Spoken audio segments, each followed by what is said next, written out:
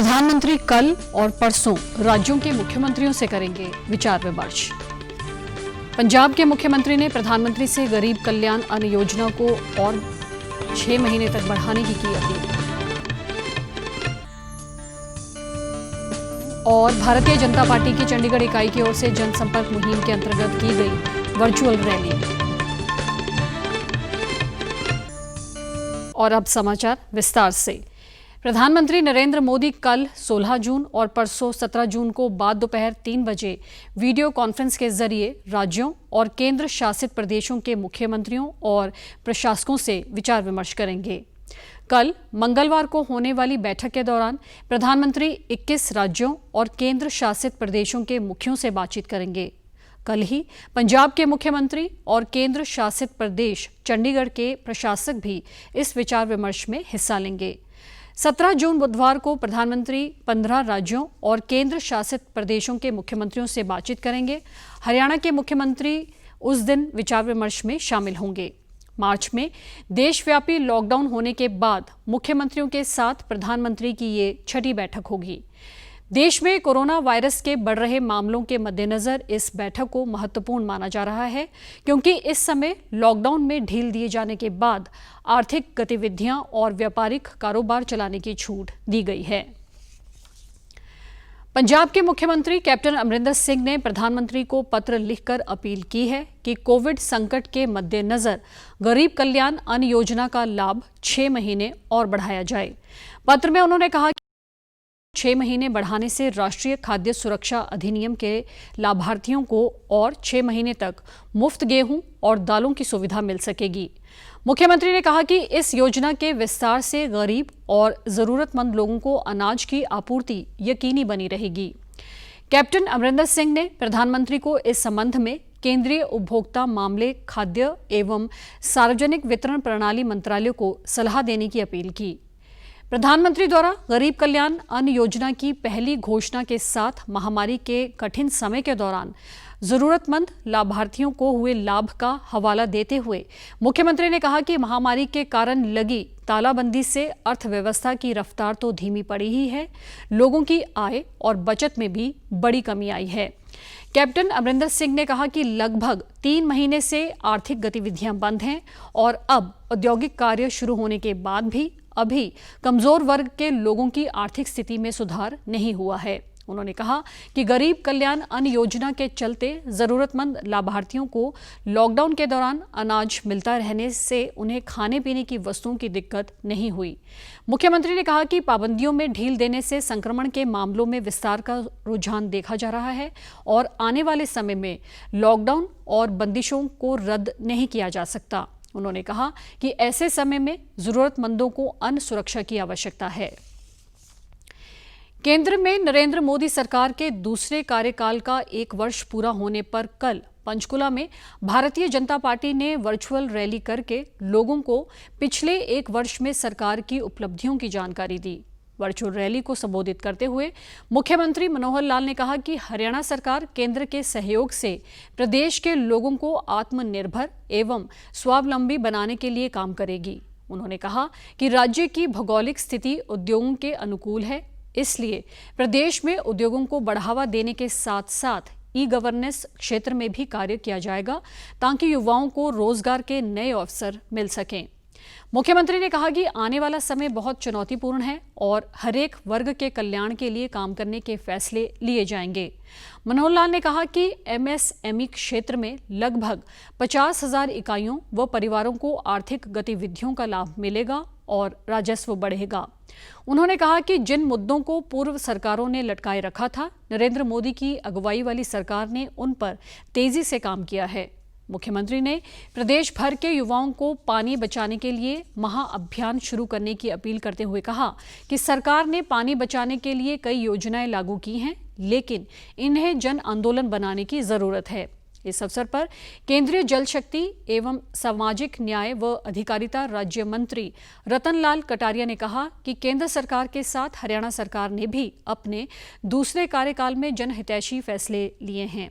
उन्होंने कहा कि हरियाणा सरकार की मेरा पानी मेरी विरासत योजना की पूरे देश में सराहना हुई है और कई राज्य इसका अनुसरण करने जा रहे हैं।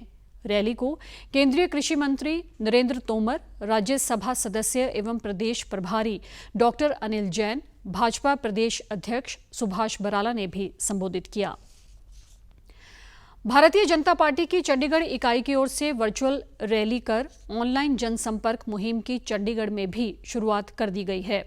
शहर के 5 मंडलों में की इस वर्चुअल रैली के अवसर पर चंडीगढ़ भाजपा प्रदेश अध्यक्ष अरुण सूद, राष्ट्रीय परिषद के सदस्य संजय टंडन तथा अन्य उपस्थित रहे।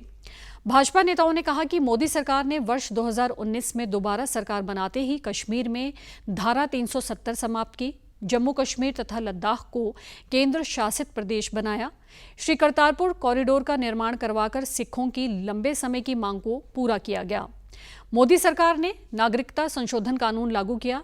सूद ने कहा कि कोरोना महामारी से निपटने के लिए केंद्र सरकार की ओर से 20 लाख करोड़ रुपए का राहत पैकेज जारी किया गया है। चंडीगढ़ में केंद्र सरकार तथा भाजपा द्वारा किए गए कार्यों तथा वर्तमान समय में कोरोना संकट के दौरान हो रहे कामों के बारे में शहरवासियों को जागरूक करने से संबंधित बड़ी संख्या में लोगों से संपर्क स्थापित करने के बारे में भी इस अवसर पर जानकारी दी गई।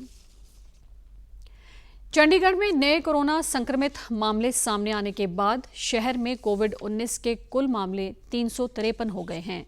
शहर के विभिन्न क्षेत्रों में नए मामले पाए गए हैं, जिससे प्रशासन चौकस है। आज भी एक पॉजिटिव मामला बापूधाम कॉलोनी से सामने आया है तथा कल भी एक और मामला बापूधाम कॉलोनी से सामने आया था। कल खुड्डा अलीशेर में 2 संक्रमित मामले मिले। ये लोग पिछले दिनों उत्तर प्रदेश में शादी समारोह में भाग लेने गए थे तथा वापस आने पर स्वास्थ्य खराब होने पर जांच में संक्रमण पाया गया है। चंडीगढ़ में मामले सामने आए हैं, वे ज्यादातर संपर्क से संबंधित हैं या फिर वे लोग हैं जो कि बाहर से शहर में आए हैं। इसलिए प्रशासन ने नई हिदायतों के अंतर्गत बाहर से आने वालों से संबंधित कुछ पाबंदियों का भी ऐलान किया हुआ है। लोगों को भी सहयोग करने, सामाजिक दूरी बनाकर रखने, मास्क पहनने तथा आवश्यक न हो तो घर पर ही रहने की अपील की है, ताकि संक्रमण को फैलने से रोका जा सके। कोरोना की बीमारी से ठीक होकर लगातार लोग अपने घर लौट रहे हैं। पीजीआई से कल 2 और मरीज, जिनमें एक महिला जम्मू की तथा एक व्यक्ति पंजाब से है, उन्हें स्वस्थ होने के बाद घर भेज दिया गया। शहर में भी बड़े स्तर पर इस बीमारी से लोग ठीक हो रहे हैं तथा चंडीगढ़ में कोविड-19 के मरीजों के ठीक होने का प्रतिशत 87.42 है। देश में कोरोना संक्रमण से स्वस्थ होने वालों की दर बढ़कर अब 51% हो गई है। कोरोना संक्रमित करीब 1,70,000 लोग ठीक हो चुके हैं।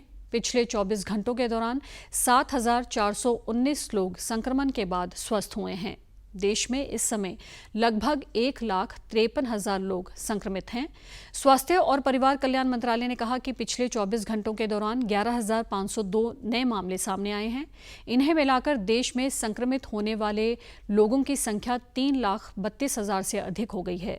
पिछले 24 घंटों के दौरान 325 लोगों की मौत होने के साथ ही देश भर में मरने वालों की संख्या 9,520 हो गई है। संक्रमण से होने वाली मृत्यु दर 2.86% हो गई है। इस बीच भारतीय आयुर्विज्ञान अनुसंधान परिषद ने कहा है कि पिछले 24 घंटों के दौरान देश के विभिन्न प्रयोगशालाओं में 1,15,000 से अधिक कोरोना जांच की गई है। अब तक कुल 57,74,000 से अधिक कोरोना जांच की जा चुकी है। परिषद जांच की सुविधा लगातार बढ़ा रही है। इसके लिए और अधिक सरकारी तथा निजी प्रयोगशालाओं को जांच की अनुमति दी जा रही है। अब तक देश में कुल 901 प्रयोगशालाओं को इसकी अनुमति दी जा चुकी है। विश्व रक्तदान दिवस के अवसर पर पंजाब में मिशन फतेह मुहिम शुरू की गई है, जिसके तहत सरकारी ब्लड बैंकों और अस्पतालों में खून की कमी को पूरा करने के लिए सभी जिलों में रक्तदान शिविर लगाने का सिलसिला शुरू किया गया है। कल लगभग 2,850 यूनिट रक्त एकत्रित किया गया। राज्य के स्वास्थ्य मंत्री बलबीर सिंह सिद्धू ने चंडीगढ़ में कहा कि कोविड-19 महामारी के कारण और आम आपातकालीन स्थितियों में सुरक्षित और मानक रक्त की पहुंच को सुनिश्चित बनाए रखने के लिए रक्तदान की जरूरत है। मंत्री ने कहा कि इस समय कोविड-19 के मरीजों की ठीक होने की दर पंजाब में सबसे अधिक है और कोरोना वायरस के फैलाव पर काबू पाया गया है।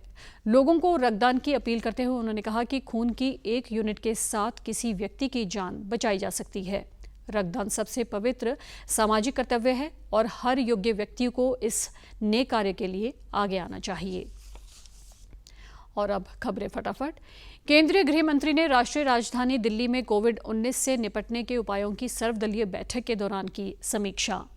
प्रधानमंत्री ने इस महीने होने वाले मन की बात कार्यक्रम के लिए लोगों से अपने विचार भेजने की अपील। और सरकारी तेल कंपनियों ने कल लगातार 8वें दिन डीजल और पेट्रोल की कीमत में बढ़ोतरी का किया ऐलान। इसी के साथ चंडीगढ़ से समाचारों का सिलसिला समाप्त होता है। नमस्कार।